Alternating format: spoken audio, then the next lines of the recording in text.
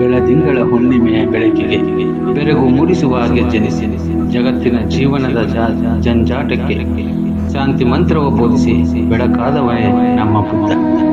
ಬೌದ್ಧ ಧರ್ಮ ಸ್ಥಾಪಿಸಿದ ರಾಜಕುಮಾರ, ಶಾಂತ ಚಿತ್ತ ಮನಸ್ಸಿನ ಶಾಂತ ಸಾಗರ, ಸರಳ ಜೀವನೋಪಾಯ ಬೋಧಿಸಿದ ಜ್ಞಾನದ ಆಗರ, ಸಾಮಾನ್ಯ ಜನರ ಕನಸು ಕಟ್ಟಿದ ಕನಸುಗಾರ, ಸಾವಿಲ್ಲದ ಮನೆಯ ಸಾಸಿವೆತ ಎಂದು ಸಾವು ತರೆಯಲ್ಲಿರುವ ಪ್ರತಿಯೊಂದು ಜೀವಿಗೂ ಖಂಡಿತ ಎಂದು ಸರಳವಾಗಿ ತಿಳಿಸಿದ ಸಾಧುಗಳಿಗೆ ಸಾಧು ಆದವನೇ ನಮ್ಮ ಬುದ್ಧ.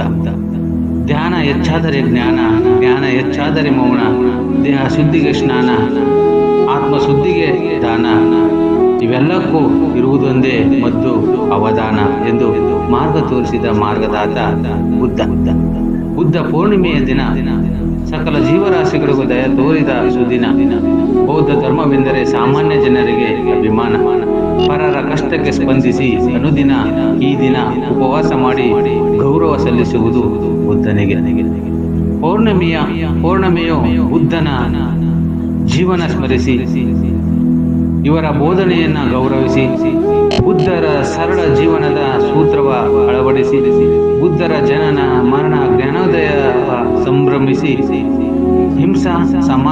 ಅಹಿಂಸಾ ಮತ್ತು ಸಮಾನತೆಯ ಮೆರೆಸಿದ ನಮ್ಮ ಬುದ್ಧ.